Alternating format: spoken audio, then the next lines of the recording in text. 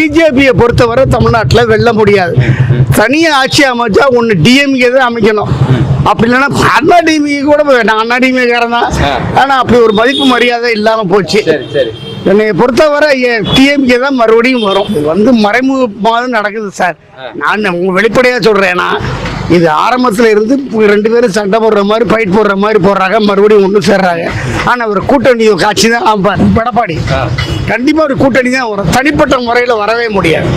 அப்படி வர்றதுக்கான வாய்ப்பு இருக்கா ஆட்சியை பிடிக்கிறதுங்க? அதாவது எடப்பாடி அவர்கள் என்ன சொல்லியிருக்காங்கன்னா, ஏற்கனவே ஸ்டாலின் அவர்கள் பகல் கனவு கண்டுட்டு இருக்காரு. என்னதை எத்தனை பேர் போட்டிட்டாலும் சரிதான் சார். டிஎம்கே அசைக்க முடியாது சார்.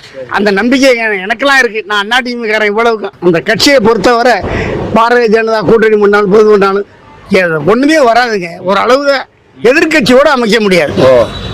அந்த அளவுக்கு என்னைய பொறுத்தவரை டிஎம்கே தான் வரும்.